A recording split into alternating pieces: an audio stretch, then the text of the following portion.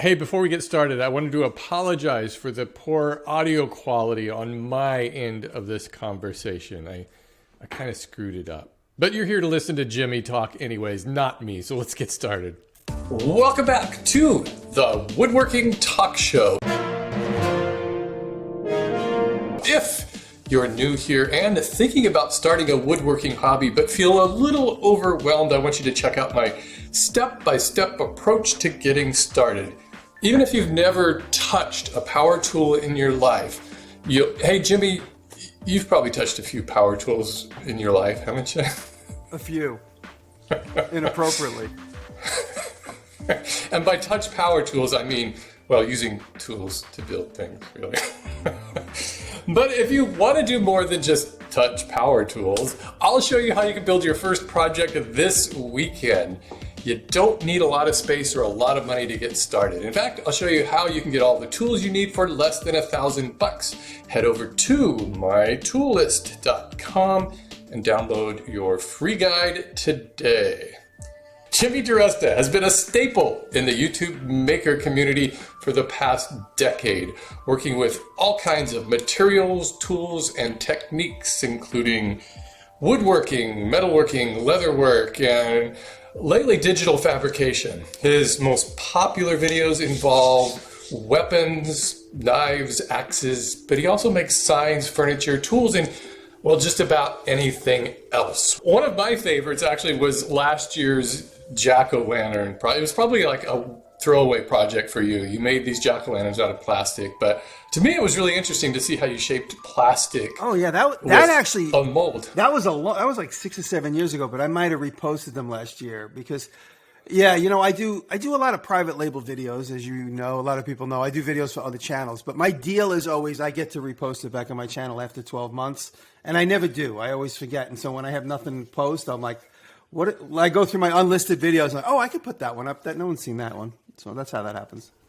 I thought it was really cool. You know, you don't see a lot of guys making things with plastic. Really, I thought it was really kind of an unusual. Oh, thank you. Thing. That was fun. Really cool. That was a throwback to my toy business days because I spent, you know, from 90 to like 2008 or 10 making toy prototypes out of plastic most of the time.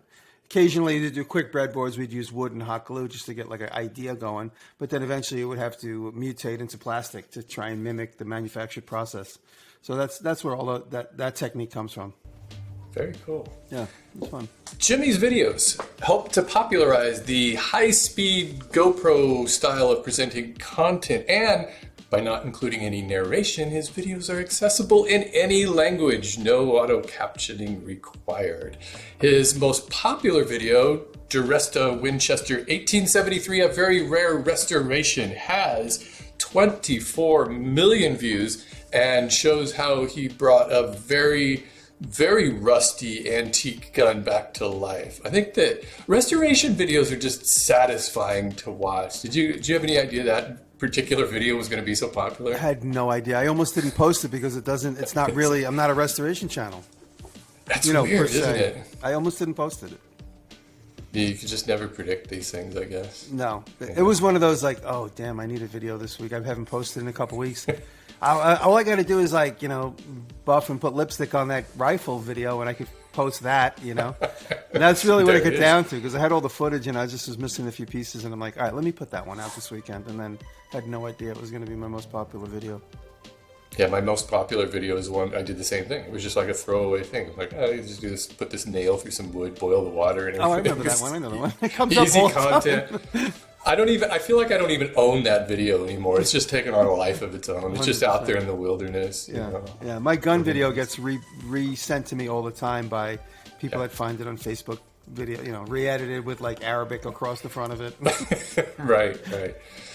Jimmy also teaches hands-on workshops from his ranch up in upstate New York, and he's probably the most well-branded maker on YouTube with an extensive shop selling DiResta merch. Everything from tools to signs to clothes to coffee and even soap with the DiResta stamp on it. Hey, Jimmy, welcome to the show. Thank you. Oh, I forgot we weren't interviewing you. We're still in the intro.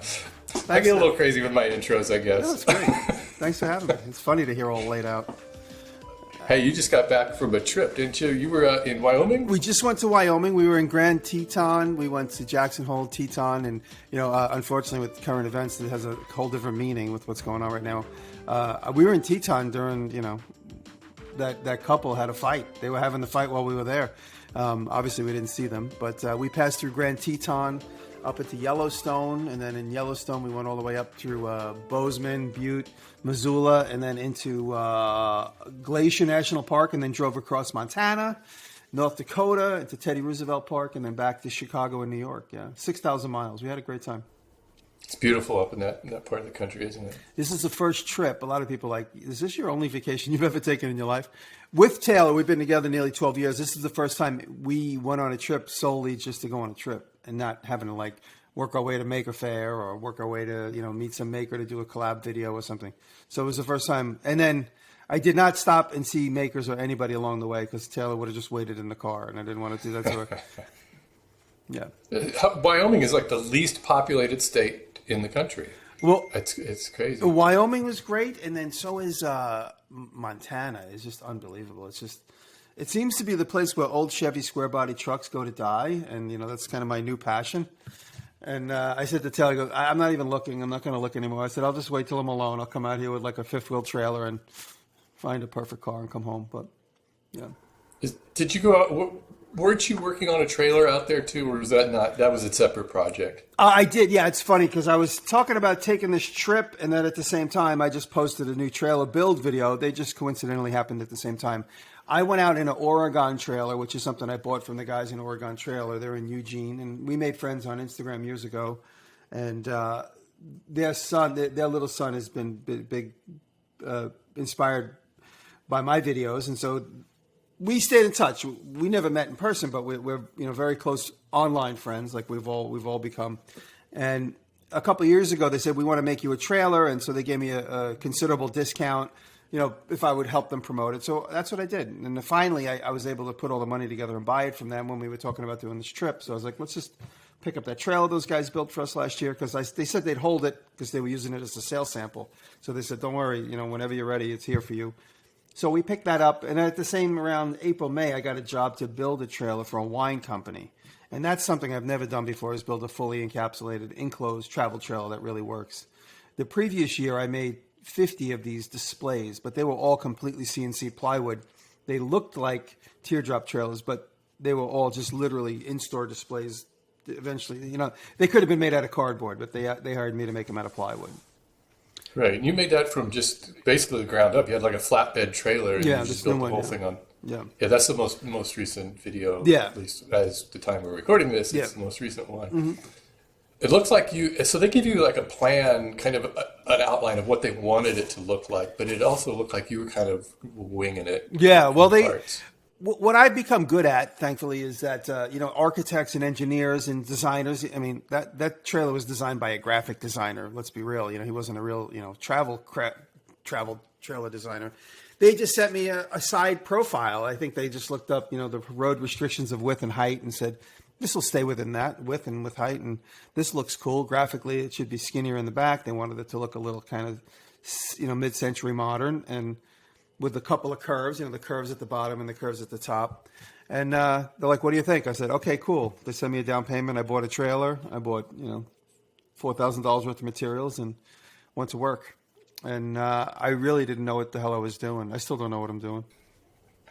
Do you find that with a lot of your projects? You just really go into it. You really don't have a clue what you're going to end up with. I've developed this mantra where it's like, if I've done that, I can do this. And that really is how I approach mostly anything. And my thirst for materials and my own personal, trying to get out of my own boredom.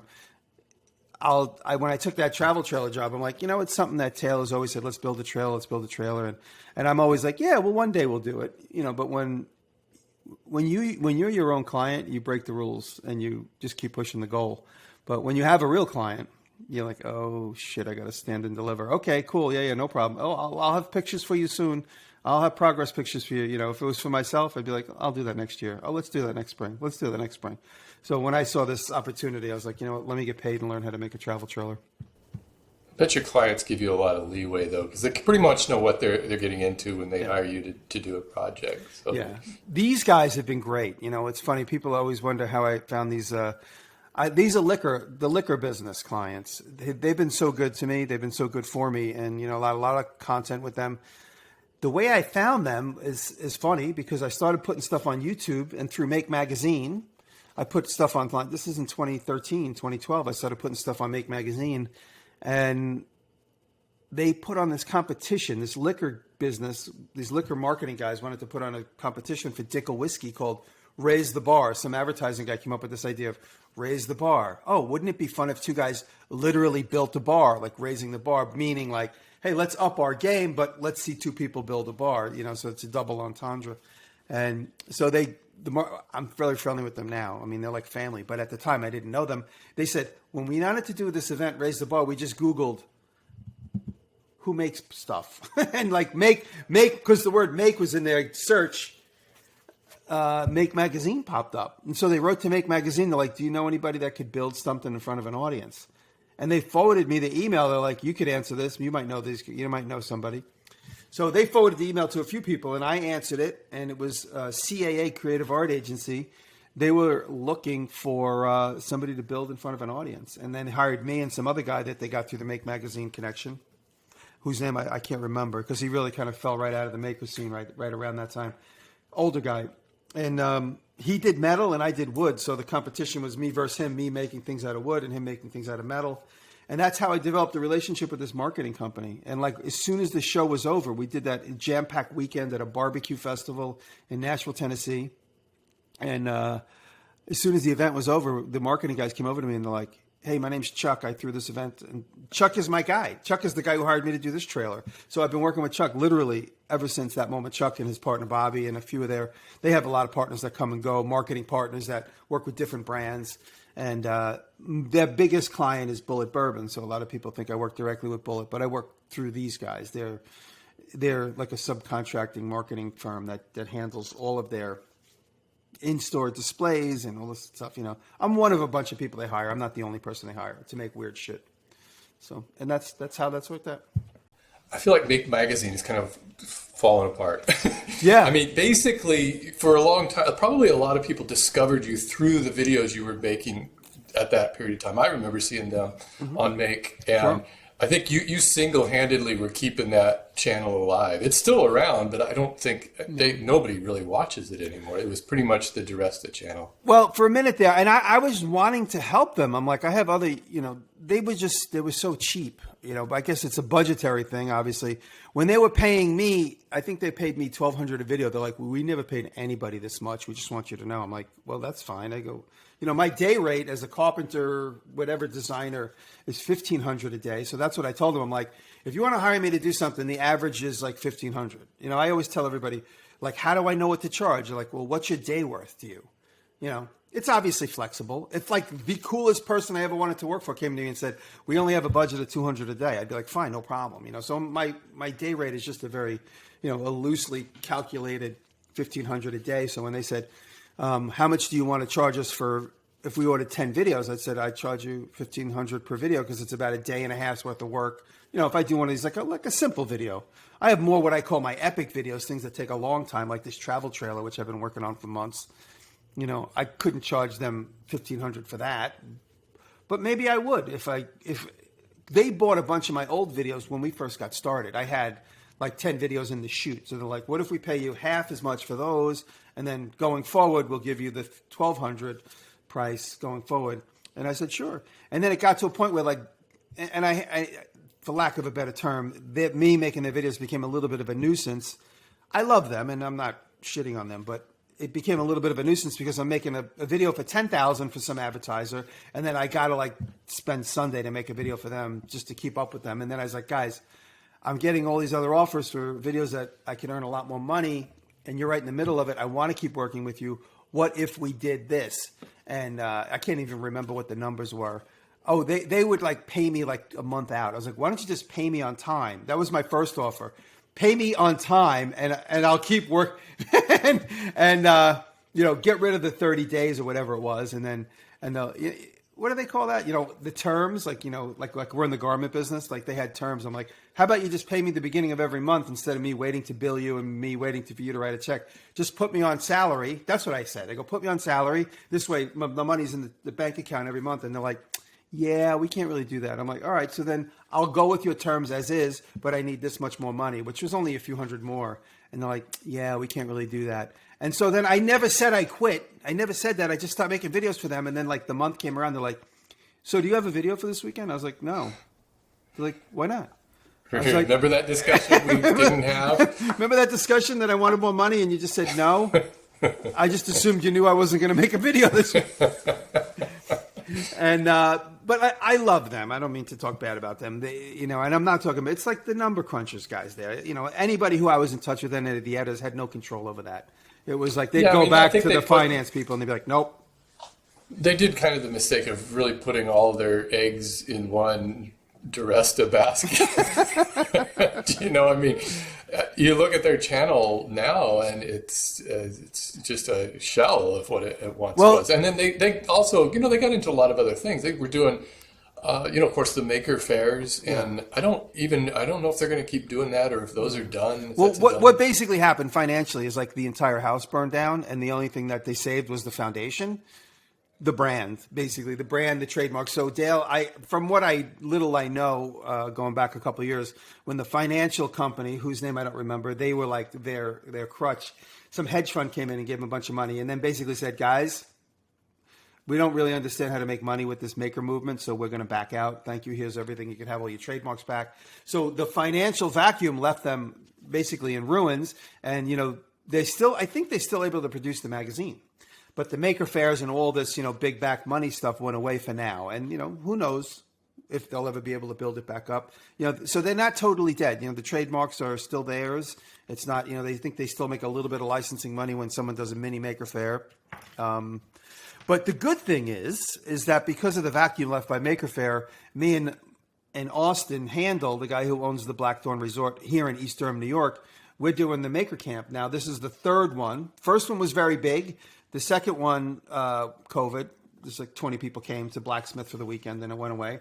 And now this is the third one. And the hotel sold completely out. The campsites are mostly sold out. They have a sister hotel, which is sold out. And, as far as I could tell, we got people coming from all around the United States. Hopefully some people can get through the European border.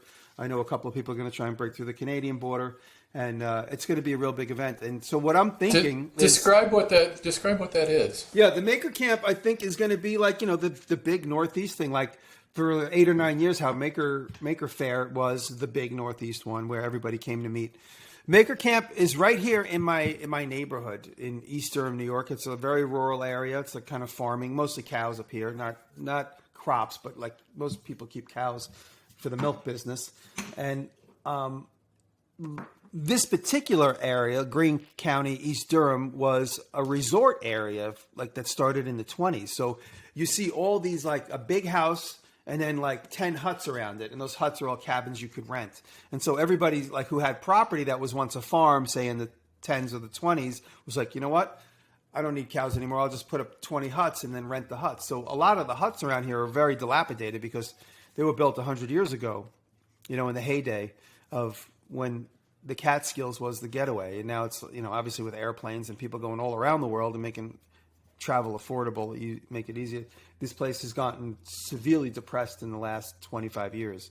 I bought this house in 2004, and when I got here and I started asking people, I'm like, what are all these like resorts? Does anybody come here? They're like, nope, not really. Everything kind of died down in the 90s, and now because of COVID, people are buying property up here. So this place is starting to kick back into action.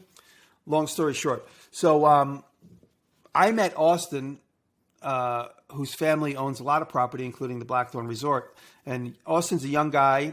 And when he met me, he's like, what are you doing here? I'm like, where, in East Durham? He goes, what are you doing here? I follow you on YouTube. What are you doing in East Durham? I go, I live here. I had never met him until I was full-time here. I wasn't always full-time. Only the last 5 years. And so anyway, he says to me, he goes, I've been thinking, we became friendly. He's like, I've been thinking about doing like a maker maker fair at the resort, my family resort. He says, if we do it together and you cajole all your friends and all the people that I'm fans of to come to this maker camp. We didn't have the maker camp name yet, which is obviously it's like a low hanging fruit name. But at the time we just kept calling it the Maker Fair, the Catskill Maker Fair. And then it formed into this Catskill Mountain Maker Camp. The family does, and they just did it this weekend. They do the Catskill Mountain Thunder, which is a huge motorcycle event. And in New York, every September, there's one down in Brooklyn and there's one up here. And this happens to be in this neighborhood. So they have experience managing with like thousands of people on a weekend. So the name was just the Catskill Mountain Thunder. So they did the Catskill Mountain Maker Camp. So it's kind of a brand that they rolled it into that.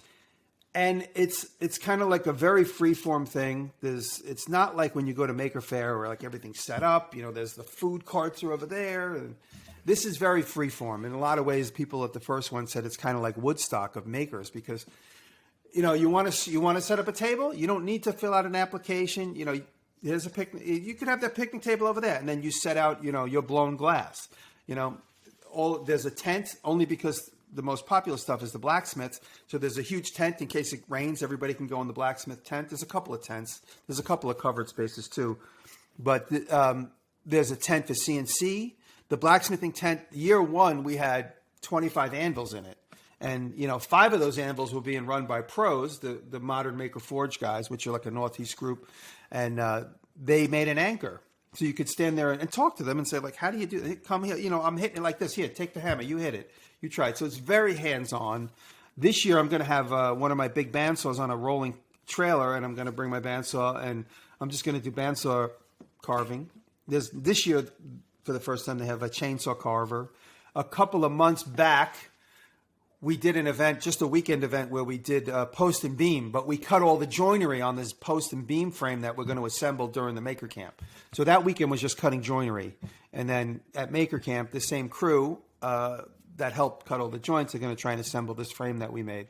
It'll be like a 15 by 18 foot little, they were joking saying they were going to maybe make it a blacksmith shop, a permanent blacksmith shop on site. But for now, it's just a frame. So it's just basically trading maker skills. There'll be leather worker there. I work with Weaver Leather. Weaver's going to send over a bunch of stuff for us to play with. And there's going to be a couple of leather instructors. And, it just keeps growing. I got a message this weekend from Shopbot CNC. They're like, hey, it seems like it's gathering steam. Should we send 2 more people? I'm like, yeah, why not? That sounds really cool. I think that was what... Last time I went to the Maker Faire Bay Area, I was really disappointed in it. It was like basically a software expo. I mean, it was really for them to make something meant to write code. And I thought, wow, I'm not seeing a guy. I didn't see a single guy with an anvil there. Right. There wasn't any of that kind of stuff at all. And so I think this sounds pretty cool what you're doing. Well, they had the guys from I can never remember the name. There's a blacksmithing group there, but they put them in a corral in the back because they create fire and danger. So they had them they took up 5 parking spots with a fence around them, and you couldn't go up and talk to them. I can't remember the name of that place, but it's a popular blacksmithing forging crew. They have a space in San Fran, but that's the difference between the Maker Faire event and the Catskill Mountain Maker thing. The Catskill Mountain Maker Camp is really just hands-on. There's going to be a couple of boat builders are going to be there, and just hanging out around the campfire and discussing. There's going to be camp, the first year there was a couple of campfires going. It's and the circle gets so big, somebody just starts another campfire. And then you're sitting next to a boat builder discussing joinery. And then you're sitting next to, and then everybody's drinking all night long because their room's right there. So they'll just they crawl. You gonna have your smoker up there? My smoker will be there, the one that I built, of course. And then we're trying to find a big one because now this guy, Will Shear, who's a good buddy of mine. Will was my consult when I was making the smoker, the small one. He's like, hey, I want to cook for 200 people. He goes, let's try and get a couple of smokers. So he wants to do do a class if you want to learn how to smoke meat. He's going to be there all weekend working the smoker. So we have a couple of guys that are going to lend us big smokers. So on YouTube, if you do DiResta and then see what the autocomplete is, the smoker right now is the #1 autocomplete response there. So I don't know what it is. People are really interested in your smoker right now. That's good. It's about to hit 1 million. I noticed the other day. I can always tell and Steve, you know this as a lifelong YouTuber. You get in moments where you're like, oh, okay, this is it. It's over. This is it. Yeah. I guess this is it. I got to go get a job. This is it. Yeah, I get that every week. Every time I post one of these videos, I get that feeling. Oh God. Same with me. Nobody's watching. No one's. That's it. Okay, I guess I got to. I got to start making bandsaw letters again, whatever it is. But so I haven't been paying close attention to the algorithm because I just think it's fading. So I don't want to see bad news. But once in a while, and it's been happening this last couple of weeks, I start seeing a lot of comments pop up on old videos, and somebody's talking about the smoker because it keeps popping up like on my phone. It's like, hey, really great mechanism. Oh, that's too small to be a real smoker. And I just see it on my phone. I don't have every message. I don't know how YouTube's got it so that I get like 1 out of every 100 messages come to the screen of my phone. I don't know how. I don't know. I thought notifications were turned off, but like YouTube and iPhone, they're like, hey, are you sure you want to turn them off? So like I still get like fed up comment every now and again. Right. Well, I think your videos are usually positioned pretty well for what YouTube wants now, because YouTube really isn't that interested in search. They're really interested in just kind of showing you things that are interesting to see. I think that one of you had a recent video where, and I thought this was just so much fun, was you made the long hammer, because this thing does not need to exist in the real world, and yet you made it. I mean, I was like, this is so cool. This is like prime DiResta right here. I don't know how did that video do very well, or was it just kind of it kind of bumped along. I think, I think it hit 200 and change, which for me is big. That's a funny video. It's getting harder and harder to get views, isn't it? It is. Yeah. Let's see. 178,000, which for me is... That's respectable. Yeah, that's not bad. It's, it's no Alex Steele numbers, but, I'm not... Everything in YouTube kind of comes in waves. You never really know. I saw you experimented briefly with the shorts. Are you going to go back to that, or are you done with that? Dude, you know what? I had no idea how shorts work. I thought it went to its own category and stayed in like a section that you had to find. So ideally that would be it. Yeah. That day I'm like, I keep getting messages from my agent, says try shorts. Shorts is the next big thing. Yeah. My agent sends out these blanket emails to all his YouTube clients, and so I was like, and I was playing with my new hearse, and I'm like, man, I want to do Instagram stories, but I'm like, I thought shorts was Instagram. So I did 5 in a row. I didn't realize it went right into the regular feed until like an hour later. Everyone's complaining. What are they complaining about? Just don't watch it if you don't like it. That was it. You posted them all at the same time. Like, why didn't you do a real video? What is this? I can't believe they're making you do this. I'm like, I thought it went into its own subcategory. I thought each one would get 10 views over the next year because somebody would be severely interested to find what Jimmy DiResta's shorts look like. I didn't realize they went right in the straight feed, so I'm an idiot. You going to do any more, or are you just done with that? The next one I do is when like the Empire State Building is on fire because it got hit by an airplane. But that's it. I love doing shorts. I think it's like the coolest thing. It's such a new challenge. I just love the challenge of having to work within certain restriction. They're like, okay, it has to be vertical, it has to be under 60 seconds, and it has to somehow engage people. And I'm like, okay, I can do that. I'll try to write a script in 150 words or less. And so I think that anytime they bring on those types of restrictions to something new, I'm like, how can I possibly use that? But you're right. You have to kind of walk a line there about, okay, how much flack are you willing to take? But a lot of that has died down now that kind of people are getting more and more used to it. Well, I recently did a podcast with Jeff Fader, the Full Blast podcast, and we talked about change. And, we change. You and I started doing this when we were in our 40s, Right. We're in I think we're the same age, aren't we? Yeah, I'm 50. Are you 55? I'll be 55 in April. Oh, okay. Yeah, so, we've been at this for so long, it's like so many things have changed. You've reinvented yourself incredibly every year. Yeah, and you got to keep doing it. And like we talked about it with Jeff, and so the point I'm making is like the audience bends slowly. It's like they say turning a battleship doesn't happen overnight. So I will probably do shorts like if something's super cool, like if I'm in like some interesting factory and I see some cool thing that's, just like a 60-second story, I'll probably do that. But I haven't really had that much of an opportunity to utilize it. But I will for sure. It's just a matter of time, and then, like I said, we change. We go in and out of fads and things that are interesting for us and for the audience. Yeah, everything on YouTube is all about just kind of constantly staying on top of things. I wish there was a way of really understanding who the followers of my channel are compared to the subscribers, because I don't think subscribers is really a relevant number anymore. It used to be more of a thing, but now it's not. But there are followers, I know, because I see them in the comments, same people over and over. Yeah. I was like, I wish I knew exactly who those people were and kind of weed out the people who just simply push subscribe button. Well, it's funny because my mother-in-law, my girlfriend, we've been together for years, so we're basically married. But Taylor's mother, we just visited her in Chicago on the ride back, and she's like, why don't you do the vlogs anymore? I was like, I will. They're not totally done. I didn't make any big declaration. I was like, I work so hard on them. They take me like literally days and days and days to put them together. And nobody watches them except for the loyal people. She's like, but you have 2 million followers. I go, that doesn't mean anything. She doesn't understand. Like, so the average person sees like, oh, you got, close to 2 million followers. Why don't they watch? I go, I don't know. I go, every video I put out, I get literally like 5% of my subscriber base watches it. That's just the way it is. I don't know. I mean, I don't watch everybody I'm subscribed to. I hardly watch anybody I'm subscribed to. I'm always looking for new stuff or, how to build a trailer. And that's not somebody I'm subscribed to, but I'll go watch how to replace a rocker panel in an old Chevy, which I watched a couple of guys. A couple of the guys I click subscribe because I'm like, oh, wow, they good out good content. Thank you. I hit subscribe. It's like my way of saying thank you to them, in a tiny little way.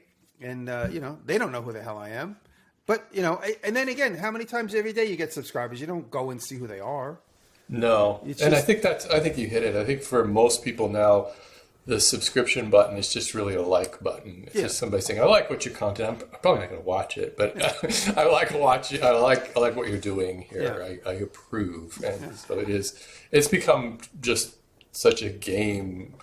Do you make your videos with that in mind about how well it might perform, or is that always a consideration, or is it just mainly you're just interested in making a project?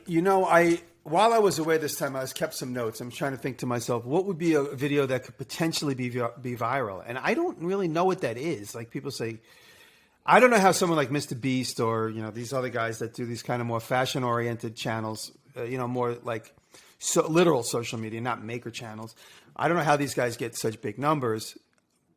I just do what I find interesting, and I just really just want to share knowledge. So if I find it interesting to, weld two hammers together, let me weld two hammers together. I expected to get a little bit more hate instead of, I try to make it comical, and I left some of the silliness in the very end. And, it was, I think I made that video literally like 2 days after my assistant passed away. So it was like a little bit of a break for me just being silly, so in the end I was just being silly with the hammer. And so it was like a little bit of a release for me to be silly there. And a lot of people appreciated me just being silly and showing all the mistakes of me not being able to drive the nail in properly and be stupid. But yeah, I have no idea what's going to go viral. I thought that gun video I thought that video was going to get shadow banned and nobody would see it because, guns are bad. And it's my number one video. And I keep constantly checking to see if it's still monetized, and it is. Any minute, someone's going to complain that, those guns kill people in the West, and, those guns are bad. And then someone's going to, let's demonetize that gun. Well, my most popular video, that nail through the wood thing is, and that was years ago. It was probably close to 10 years ago or even longer that I made that thing. And I used a song in it. It's an old Pete Seeger song. I just thought it was a funny song to go along with it. And that was back early YouTube, but everybody was just downloading music and putting it on their videos. It's like, oh, hell, I don't care. Who knows what? No, there wasn't any kind of... And I've never gotten a copyright claim on that. Wow. So I'm like, well, that's pretty cool. I mean, maybe because it's just kind of an obscure song or something, but it's so weird. I've never... And so... I mean, because it's like that's like the video that just keeps on paying every month. I just keep getting, it's like royalties basically for this dumb video I made all those years ago. Yeah. I'm doing really well. I commented on Matthias's video a couple days ago. He said that he's going to be working with a company called Jelly Smack. Yeah, me too. Yeah. We are. Have you gotten any checks yet? Not yet. They just now started posting those videos on Facebook. Yeah, I know, because he mentioned it. It's just so funny how all this stuff comes around, because he mentioned it first. I was talking to him. He's like, yeah, I do this thing, Jelly Smack. I'm like, wow, I can't imagine you doing anything with Facebook. And he's like, yes, this is why I'm doing it. And he said it was because he heard that you were doing it. And I'm like, well, because usually those kind of things, I get them. And I'm like, oh, man, this just smells of like a scam or something. But then I heard, well, if Matthias is doing it and you're doing it, Bob's yeah, okay, doing I'm it too. on board. Yeah, so I'm totally on board. And I so, tell you what, it's the most money I've ever made in social media. it's crazy. It's great. And all they do is they take your old videos and they just chop them down into short videos and post them on Facebook, which is perfect for me, because I never even look at Facebook. You know, they're horrible edits. I look at them and I'm just like, I did too. I just approve of them. I'm like, oh God, those look awful, but whatever. These guys know the audience on Facebook, and it's really funny because it's like a social media network on Mars. Like, these people that are watching this have no idea who I am at all. Right. Oh yeah. And that's fine, because it's new viewers. But I get emails every day, and they go to my Facebook email, so I hardly see them. But every once in a while, if I'm like trying to buy something on Facebook Market, I see all these other emails that came in, and it's like, hey, are you selling that treasure chest? This thing I made 8 years ago, which is like long gone. I don't know where it is. It's like somebody's aunt or something from Nebraska has run across. Somebody sent it to her on her Facebook feed. Yeah. Are you going to sell that long hammer? Can I buy that long hammer? Can you make me one? Yeah, right. I can always tell the people who have never seen my video, and this is in the shorts. I see this a lot, because the comment always starts out with "this guy." This guy doesn't know what he's doing. This guy has never made a video before. Oh, wow, I'm in my 13th year of this. It's my new name, this guy. That's so funny. I never heard of the term SEO until you messaged me. Did I tell you this last time we talked? No. You said to me, I made that video where I made a hammer with like a belt clip on it, where it hangs on your belt clip so it hangs down. Yeah. And everyone's like, oh my God, your fingers are going to get blisters. This is such a ridiculous idea. And so I made the video where I hammered out my name with nails. I made it super fast. And I just literally, and people didn't know whether to be mad at the fact that like I didn't build something, or that I hammered on top of my table saw table. They're like, oh, right. You're going to knock your table saw out of square. And so I hammered the name DiResta very fast with nails. And I had still sitting in the rafters of that same room. And you mentioned to me something to the effect of like, it's cool to have fun with videos like this, but watch your SEO. And I didn't know exactly what the hell SEO meant. And I don't even know. I had to ask him, like, what does SEO mean? Oh, search engine optimization. And I still hardly even know what that means. I don't even know what the hell that means. But you said something to the effect of like, be careful, you're going to throw off your SEO if you do videos somehow, some way. And I forget what your point was, but now that point makes no sense at all, because everything that was true back then is not true now. It's all upside down. Everything is different. Yeah. YouTube is a totally different landscape than it was even 5 years ago. I think I often like to cite like 2015 was kind of peak YouTube. That was really 16 was like the year I did really well. I mean, that was the year like it seemed like I was going to be like a rock star for 10 years. But I think what it is about you. I think a lot of guys have a man crush on you. They do. Are you well aware of like the image you project, and you're like, oh, well, I gotta make sure that the guys like me? Well, I see guys that I have man crushes on, and I just emulate them. But these are guys that aren't necessarily social media guys, and so I'm filtering all the guys that inspire me to everybody else. So it's like I'm a terminal, but I'm just sucking in from the guys above me and passing it down. Yeah. Why not have 8 pickup trucks? Who gives a shit? What difference does it make? I can have 8 pickup trucks. Fuck you. I can have 8 pickup trucks. And so then, like, fans write to me. They're like, dude, if you didn't buy 8 pickup trucks, I wouldn't have bought my second pickup truck, which I love. I'm looking for another one now, Guys look like you now, too, I think. Guys are just adopting the DiResta look. I was at a wedding. I was at Chris Zappieri's wedding this weekend. Chris from Make Everything. And we all always wear a hat because we're all half bald. And I didn't everyone's like, are you going to take your hat off at the wedding? And then that was while the ceremony was getting set up. And I was just like, well, it's sunny out. I'll leave it on for the minute. And then all of a sudden the wedding's 3 hours old and I never took my hat off. And it's like, I can't believe you didn't take your hat off. I'm like, gives a shit. No one cares if I had my hat on or not. See, I stopped wearing a hat in my videos because everybody was just assuming I was bald. And I'm like, I don't want people to think I'm bald. You got great hair. I am bald, so that's all. I work on my hair, man. I work on like every 4 weeks, I'm getting this shit colored. No. Well, that's the funny thing now. Like I'm getting like I got like a really short cut the other day, and I look like Paulie Walnuts now. You know, like over my ears is going gray. But what are you gonna do? I just got to make video for 50-year-olds now instead of videos for 25-year-olds. 50-year-olds with man crushes. Which is more important to you? Which do you enjoy better? Making the whole video process, the whole YouTube process, or actually making the projects that you make? You know, I really enjoy building the projects and like solving the problem. Like it's almost like in a very different way. I like the idea of starting a project with no roadmap and then figuring it out along the way. That's always really fun. And then I really enjoy the edit too, where you like throw a bunch of shit together and you're like, how is this edit going to work? I know when I shot it, it didn't feel right, but let me just put it in, see what I could do. And then I start to find the edit, and it starts to take on a rhythm. And I don't necessarily say a story. A lot of guys like to say a story. I like a video that has a good rhythm. You know, it's like boom, boom, boom. Like when I watch and I click on a video and someone's talking and they're talking for like 8 seconds too long, I'm just like, okay, I'm done. And I just check out.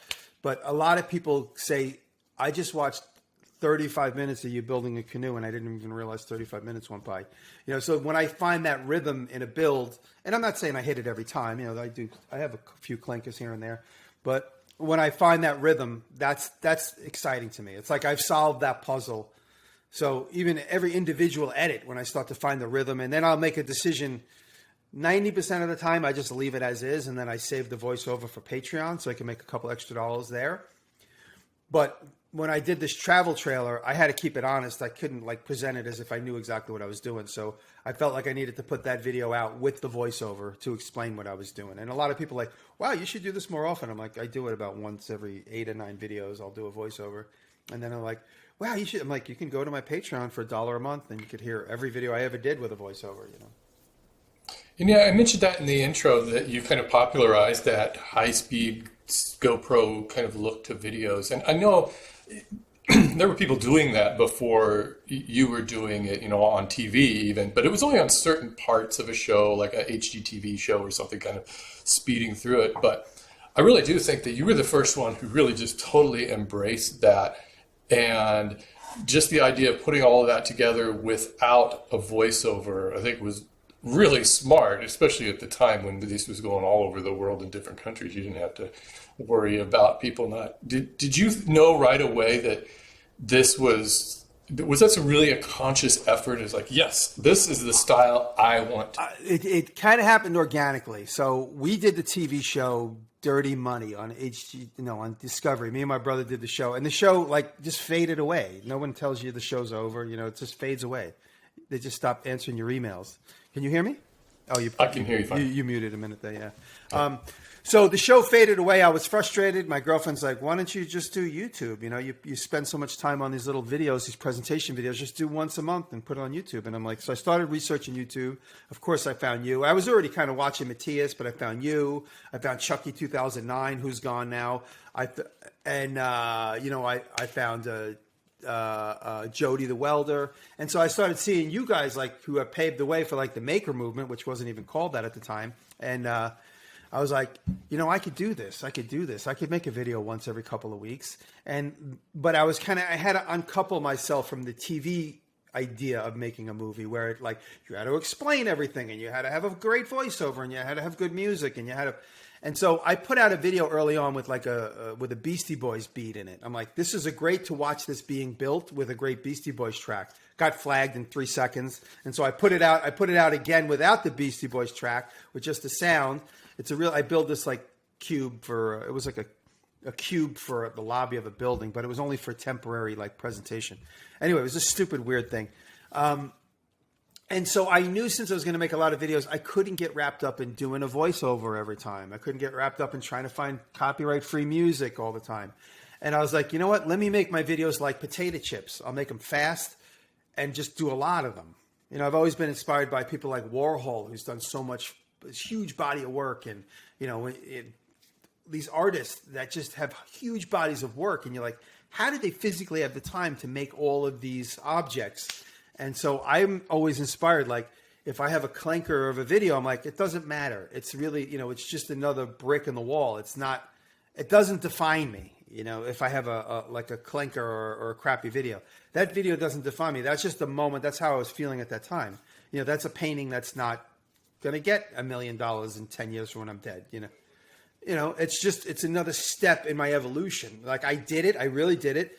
People don't think it's great. That's fine. But it really was my truth at that moment, And so I just need to make a lot of videos. And the way to do it is, I personally don't like hearing anybody do a voiceover. I personally don't like a big build-up or like a 10-second intro. Like those 10-second intros in our scale of time in this current moment of our existence as humans, 10 seconds is like a minute and a half in the 70s. See, I can't imagine you just starting out a video with, "Hey guys." No, I go right into it. Like it's just like smash cut. Yes. This is the tool that's going to get modified, or this is the material is going to turn into something. Just stay with it. And that's because of my own personal attention span. And a lot of it stems from when I was starting to popularize. When I was trying to get interested with YouTube videos. I'm laying in bed with my girlfriend at night, and I pull up a Matthias video, and he starts talking, and nothing. I love Matthias. He's our god, and the sound is off, and I'm just scrubbing through until he's doing something. If it's a talking head, I can scrub past it until he's doing something because I'm laying in bed, headphones, YouTube. Bluetooth wasn't popular 10 years ago. You're laying in bed with somebody, you're watching on your computer, not even on your iPhone, and you can't have the sound up because you're gonna wake up your girlfriend. Just say, turn that shit off and go to bed. And so I would always have the sound off. And I was like, what difference does it make if I'm making sounds with tools or if it's silence? So the sounds of the tools sounded funny. They sound like chipmunks. I leave them in. No copyright, no voiceover. And then when Patreon came around, I was like, I could do Patreon and do the director cut where I do the voiceover. And that's how I started doing that. Do you enjoy doing the voiceovers at all? Because I know on your trailer video, you were doing a voiceover. You said you were doing it from a Jeep or something. We were in Wyoming. We were in a park. So do you just watch your video and just simply record, here's what I'm doing at the time? And why the voiceover on that video? Because like I said, I didn't want people to think like I was like, I wanted people to understand, I don't know what I'm doing on this video. I don't necessarily, obviously I know how to weld, I know how to construct, but I'm trying to harangue all those disciplines and form a travel trail. I'm trying to make the best decisions that I don't want to overload it with steel. That's why I have wood. I glued the wood. People are going to say epoxy is not strong enough. I'm like, well, I epoxied it temporarily so that I could screw it later, so I could keep moving through the build, and so I just wanted to explain my thought process for the average person that wants to maybe do that, but realizes, hey, everyone thinks I'm some rock star that knows how to do everything. I really don't know how to do everything. I'm just this reassociating what I'm good at, what I proved to be okay at over here, I could potentially be okay at over here. And I just and that's another reason a lot of people find my videos interesting is because I'm not, I never really liked the idea of how to make a. I'm like, hey, this is what I did. You could do what you want. Maybe there's an idea in here that can get you started. The interesting thing about that video is that's a long form video. That's almost a half hour long, and you've already got 500,000 views on that thing. Yeah, I wish I knew how to fucking predict this shit. Do you think you may do that in some more of those longer format videos? Well, it's funny because I put the canoe video out a few years ago, and I expected it to just stall at 100,000. It's 6 or 7 million, and people are like, it's a great 35 minutes I just spent doing that, and it didn't feel like 35 minutes, and that video was like 45 minutes long, the trailer video. And then I just kept cutting it and cutting it. I was sitting in the driver's seat, passenger seat, while Taylor was driving our rig going around the mountains. And I just kept like, okay, that's too long. That's too long. Oh, that's too long. What happens is I'll make a video and then I watch it and I have this impulse so let's say I'll output the video and I just keep my finger on the space bar. And when I have that natural impulse to hit the space bar to stop the video, that's where the edit should be. If that's the 25-second thing, I'll either hit the space bar and stop it and go, okay, can this segment still live if I cut it right here? Yep, there's enough information. Whatever's after that is superfluous. Or if whatever's after that is important, I keep that cut point and I jam it all inside that. So if it's something that was like 25 seconds and I hit the space bar at 10, I decide, is the 15 seconds needed? If it's needed, I jam the whole clip into a 10-second sped up second thing. Yeah, see, this is the problem I had and why I still edit my own videos is I have a hard time conveying that information to somebody else. And that I find that I'll like cut like 5 frames off of a shot just because it just seems like that's where the cut should be. Yeah. And now I watch other people's videos and I get to those points where, yes, I was like, oh, just stop talking right there. You don't need to explain anymore. Just, yeah. Plus, you do a lot of comedy, which is if you're a comedian, which I consider you a comedian, you have to edit your own comedy unless you're with a comedy producer. And we don't have producers on YouTube, but if you are a comedian, you have to edit your own shit because someone's not going to understand the timing of a joke. You could throw in a joke, or you can make a shitty joke better with good timing edit, or you can make a really good joke shitty with bad timing edit. You know what I'm doing right now? I just shot this. This is going to be another short. I'm like just borderline whether I actually want to post it or not. And it's, this whole thing going around right now about the end grain glue ups. There's like this guy who had this end grain myths thing. Yeah. It's nothing nobody didn't already know, but people are really misconstruing this. So I'm just kind of like trolling the whole thing. So I'm doing a video on the myth that, measure twice, cut once. That if you actually measure once, it's just the same as measuring twice. So I don't know if people are going to get it or not, but I'll put it out there. That's really funny. That's funny. Yeah, so that's why people are always like, how come you don't hire an editor? I'm like, because I don't want somebody sitting around for 80% of the time while I'm thinking. If it was like an Alex Steele thing where like every single day you're putting out content and you have like, he's got a great rhythm. I was at his spot in England before he moved to Montana, and he has a rhythm. He's got some like little surfer dude over there, just takes footage and just keeps putting it together really dynamically, beautifully. Not to say I wish I wish I had somebody that could do that, but that's not my rhythm. I also like working alone a lot of the time. I don't want anybody being like, do you have some footage to give me? Like, I can't stand that. I just like to be alone. Yeah, sometimes I discover things in the footage that I shot that I wasn't even expecting to include. And I'm like, oh, that's a pretty good, interesting thing. And there's no way another editor would know that. I'm too wrapped up in myself. Well, when I had somebody helping me for a minute, Brett was my older assistant. Brett, he did a couple of edits for me. And he knew my style and he didn't want to trample on it. So he would just say, look, I give you 40% more material than you probably need. But he created the sequence and like he knew how to put a sequence together and what close-ups I needed, what wides, what mediums, or whatever. And so he put it together and then I would just take out what I didn't want. He would always give me more than he knew I needed. So whereas like if you do an edit and then you don't have the source material in it, it's hard to pull back in. So he would make sure he would leave stuff. But that only happened a couple times. For the most part, I pretty much edited every single thing I've ever done. Like I think one of the most for like 10 videos. One of the most interesting things to me about your business is your personal branding on that. Holy crap. You are probably the most well-branded maker on YouTube, definitely. That DiResta stand. I realized this a number of years ago. We were at some event and I was auctioning off stuff. We were doing a raffle. Oh, yeah. That was Kansas City in 2015. Is that when it was? And so we raffled off. You had an old glue bottle. You're like, yeah, let's raffle this off. It's a DiResta glue bottle. So I'm like, you have got to be kidding me. Yeah. Somebody wants an old DiResta glue bottle. But now, you've got DiResta stamped on everything. Yes. And, it was just an experiment and like, it's never going to work, but who gives a fuck? At least my name will be on everything. That's really where it came from. It's out there. It really started because, I just told the story somewhere, but when Instagram very first started, it was Instagram and Pinterest.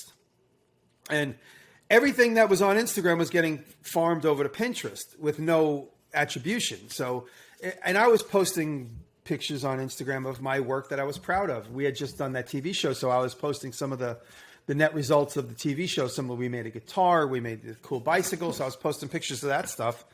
And then I knew it in my gut that they were just going to instantly end up on Pinterest with no credit. So I started just spray painting DiResta in the corner of every image. So if I'm framing that image, make sure wherever there's a white clean spot that could draw your eye, just spray paint my logo on it. It takes a real scumbag to go out and like Photoshop it out, but if he really needs to do that, he could do that. But for the most part, my logo stayed in all these pictures that I just put out there. You know, it's like you birth each one of these things and you let it go, and you want people to know that it came from you. So you're putting a watermark on everything. That's it. And then when the YouTube started, and you had break.com and a couple of these channels that were trying to do what YouTube was doing, they would just basically farm all their material right off of YouTube, and all of our content was just pirated over to there.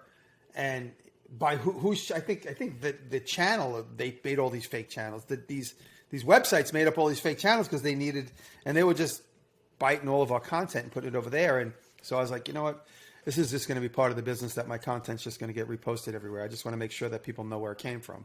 And that's really why my name is on everything. And, you know, if you put a watermark in the corner, they can crop it smaller and get rid of it like the old MTV would do.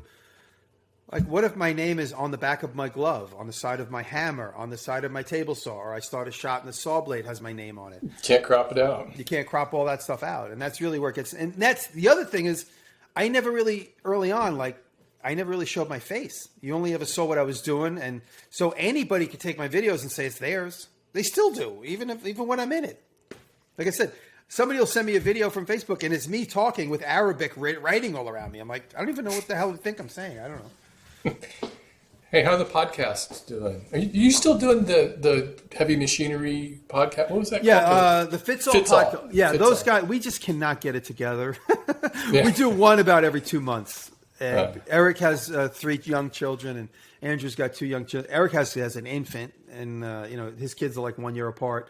And Andrew's got 2 like 8 and 10-year-old children, and we're all so busy. You know, we all have other things to do, but occasionally we get together and we talk for about 2.5 hours. And so it's not gone. It's just, we just can't develop a schedule.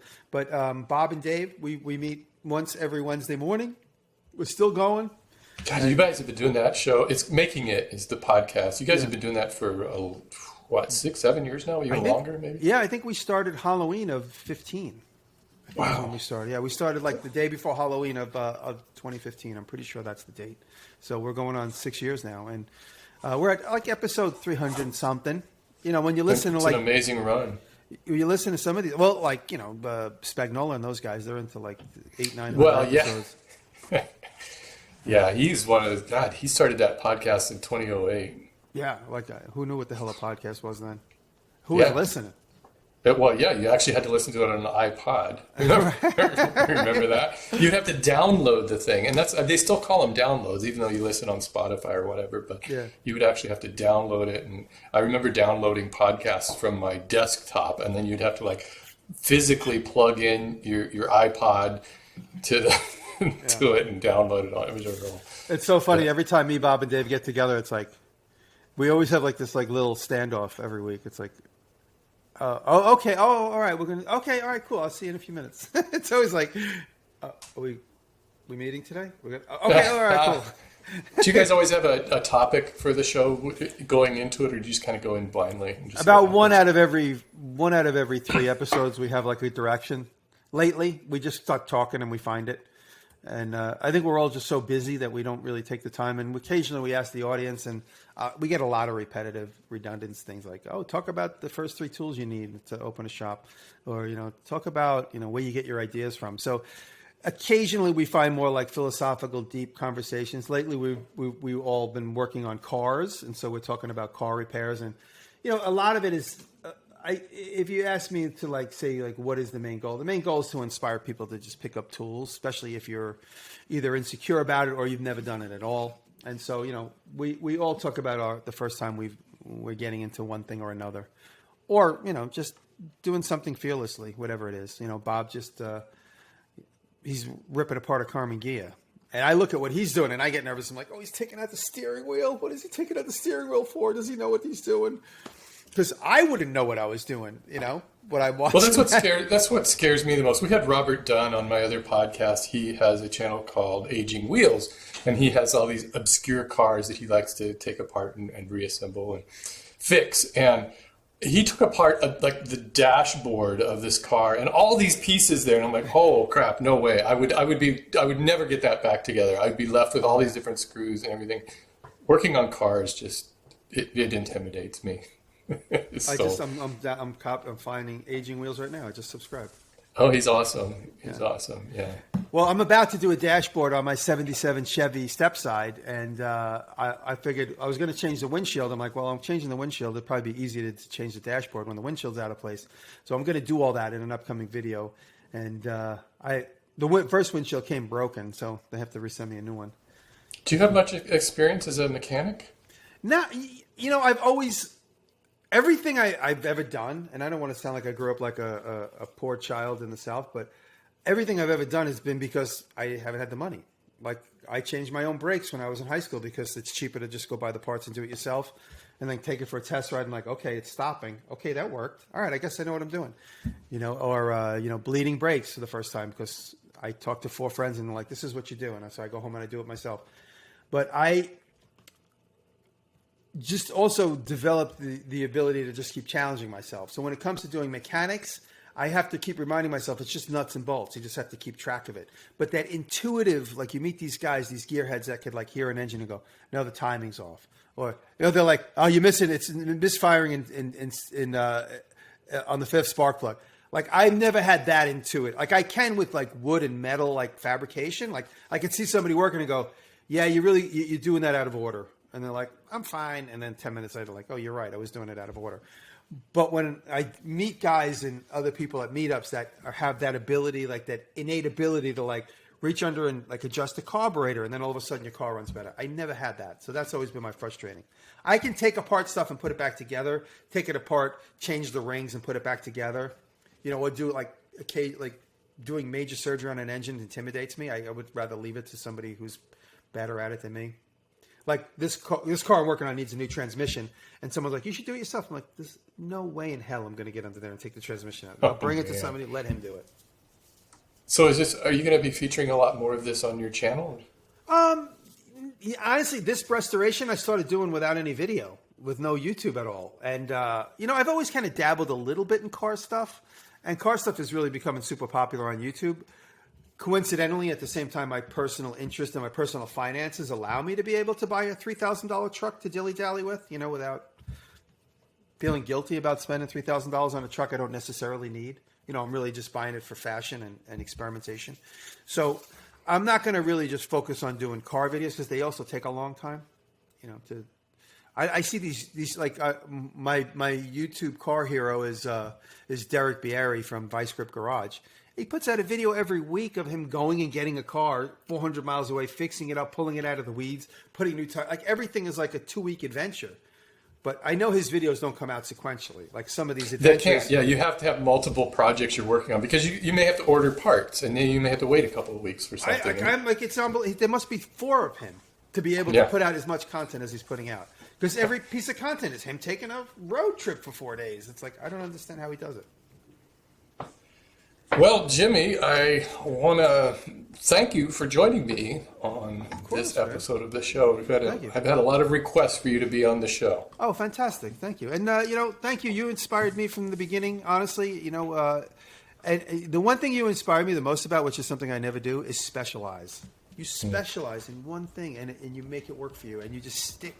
You stay on that specialization. Stay in my lane. If anything, I've gotten even more, drilled down more of what it is. It's just all about it beginning woodworking. I'm staying there. I'm going to do my thing. But where it's fun is just to change up the content itself. Yeah.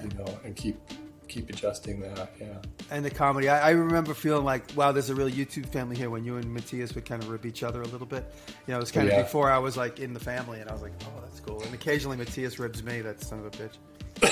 People for a long time thought that Matthias and I had this like huge feud, and so then it became a thing where we were like talking. We're like, yeah, we should really make this a thing. This is pretty funny. I think I told you about this. I really miss him and John Heiss getting together and complaining like the 2 Muppets in the balcony. Oh man! But I want to have John Heiss on this show, and I asked him, but he doesn't have a webcam. He's probably watching this right now, going, "I got one, damn it!" John, if you do, contact me. But make a webcam out of plywood. Right. Everything else will follow. I can have you on my show. Anyways, it was great talking to you, and Yeah, bud, thank you. we'll have to do this again sometime. And if you're watching this show on YouTube, I want to remind you that, of course, I also have the podcast version, which is I almost said podcast version. I have Version in a podcast. I want to remind you that there's also a podcast version available on Spotify and everywhere else. And be sure to check out Jimmy's videos over on YouTube. Just look for DiResta. You'll see it plastered all over the place. Yes, sir. And leave him a comment on one of his videos and let him know that you heard his discussion on the Woodworking Talk Show. Thank you. I'll be thrilled about that. Thanks for listening, everybody. Thank you, guys.